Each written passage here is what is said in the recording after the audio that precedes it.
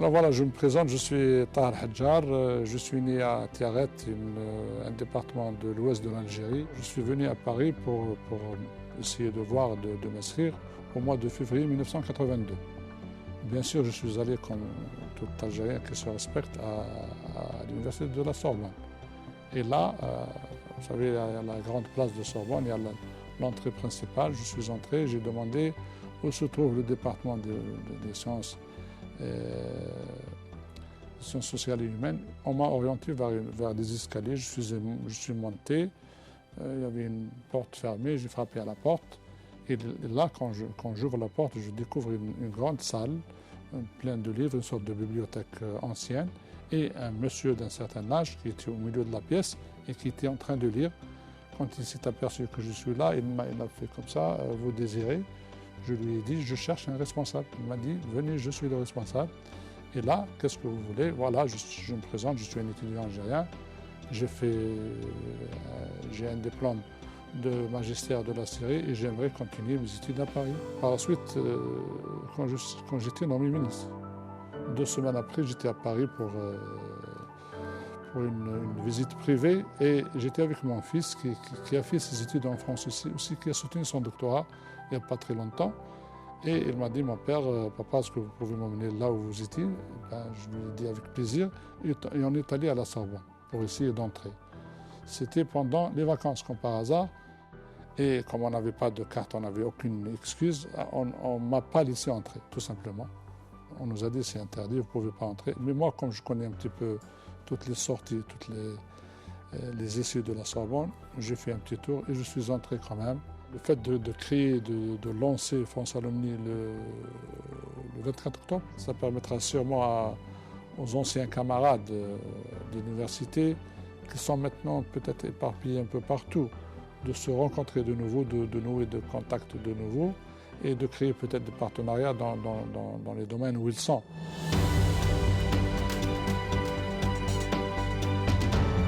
Je m'appelle Mihobi Ilyas, j'ai 32 ans, je suis marié.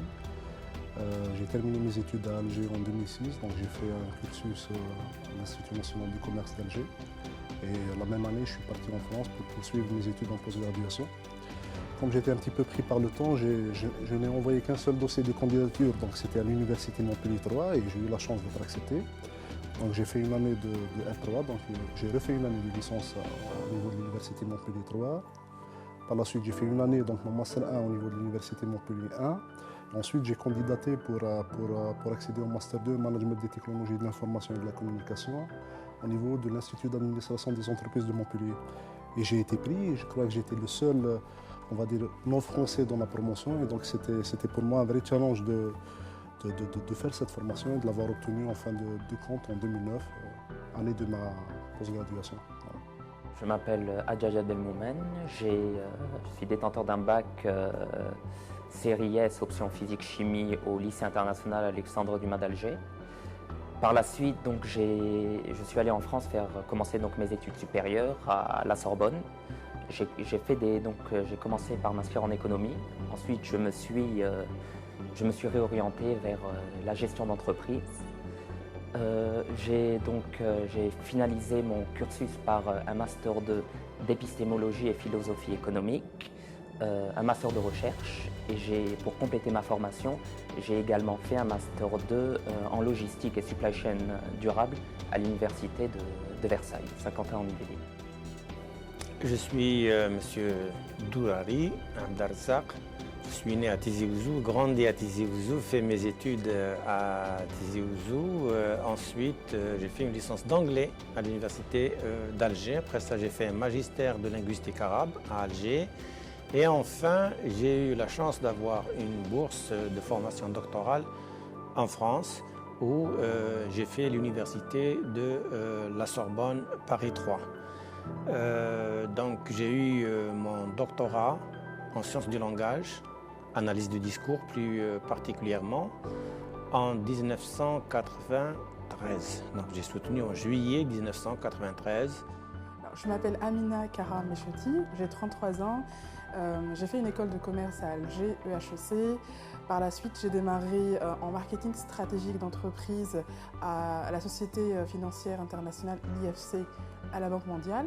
Donc un environnement interculturel qui m'a poussé par la suite à faire une carrière à l'international. Et j'ai décidé la France, faire une école de commerce, Toulouse Business School, une ligne rose et aussi une ligne aéronautique où j'ai commencé à y travailler, où j'ai même évolué. J'ai occupé plusieurs postes en communication, en gestion de projet et en système d'information. Ce qui me frappe, c'est la culture générale. Ce qui me frappe, c'est le savoir, c'est qui est là, qui est présent. Ce qui me frappe, c'est absolument l'accès à la culture qui est ouvert pour ces étudiants. Et en fait, cet accès à la culture leur ouvre l'esprit. Les alumni viennent avec leur simplicité, avec leur humilité, avec ce qu'ils ont appris, avec leur envie de faire, leur envie de changer, leur envie de contribuer, à travers des savoirs qui ne connaissent pas de frontières, à travers des savoirs qui sont universels. Vu qu'on a eu la chance, je pense, d'avoir deux cultures, comme on est au lycée Descartes, il y avait plusieurs nationalités, qui a fait qu'on a appris à respecter l'autre, à connaître un peu la culture des différents pays qui étaient représentés, qui étaient au niveau du lycée Descartes. Ça nous a ouvert beaucoup d'horizons. La première chose qui m'avait marqué dans cette école-là, au-delà du fait que c'était une école d'art et qu'on avait un code vestimentaire particulier, c'était qu'il y ait, pour moi j'étais partie en France, et qu'il y ait des Asiatiques, des Japonais, des Péruviens, des Anglais, des Allemands. Et pour moi c'était extraordinaire, c'était la première fois que voilà, je pouvais être en contact direct avec d'autres nationalités. En fait, effectivement, c'était un choix décidé avant même de partir en France. Donc je voulais enrichir ma formation initiale pour revenir en Algérie et vraiment construire une carrière ici en Algérie. Ça permet effectivement d'avoir, en tout cas moi c'est ce que j'ai rencontré, de nouvelles valeurs, hein, qui sont l'exigence dans le travail, la rigueur, la constance, qui sont les maîtres mots en tout cas du monde professionnel d'aujourd'hui. J'ai posté mes CV un peu partout. Et puis j'ai eu un entretien, j'ai décroché plusieurs entretiens, dont celui de Renault. Et la personne qui m'avait reçue, d'ailleurs c'est l'esprit que je retrouve toujours chez Renault, c'était très chaleureux, très convivial et j'ai adoré. Tout de suite j'avais accroché, la personne aussi, donc j'ai commencé mon aventure chez Renault comme ça, en stage, toute junior, débutante et maintenant 5 ans ont passé et je suis toujours chez Renault.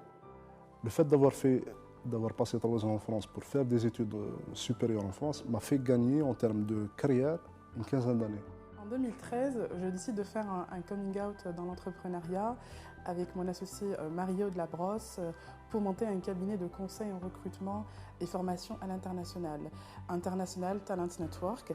Donc c'est un cabinet qui est dédié exclusivement sur le retour des compétences algériennes de l'étranger. Notre objectif, c'est que ce soit un élément incontournable pour la diaspora algérienne.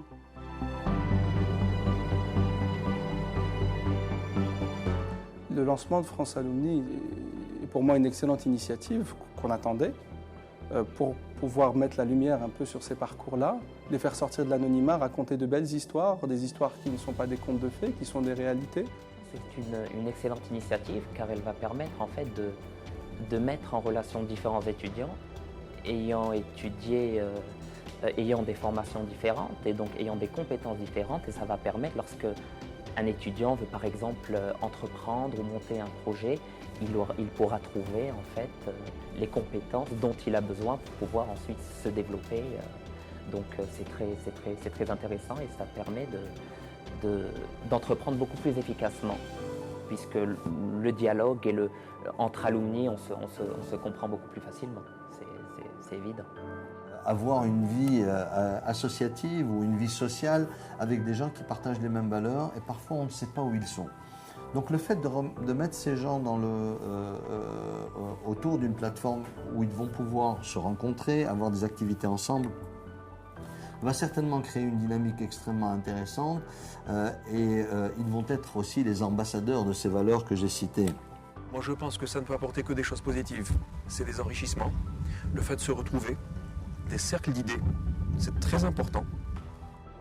C'est comme un forum, c'est comme un lieu de rencontre, c'est comme un moyen de partager des idées et pas seulement des souvenirs, parce qu'on en a aussi. Nous étions, nous sommes et nous serons toujours une grande famille et unie. Voilà. Ceux qui ne sont pas aussi artistes m'intéressent peut-être plus parce que on peut trouver des pistes d'échange et de synergie, ce qui vont m'apporter ce que je n'ai peut-être pas, ce qui va peut-être me manquer dans ma pratique professionnelle. J'ai hâte que ça commence.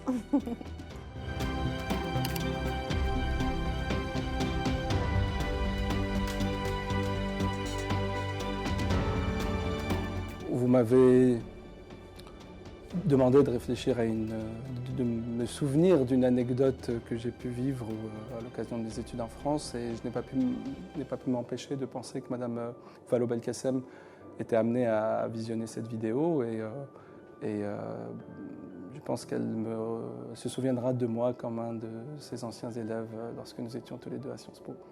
Et ce genre de parcours, justement, peut souvent être synonyme de rencontres parfois exceptionnelles, souvent inattendues.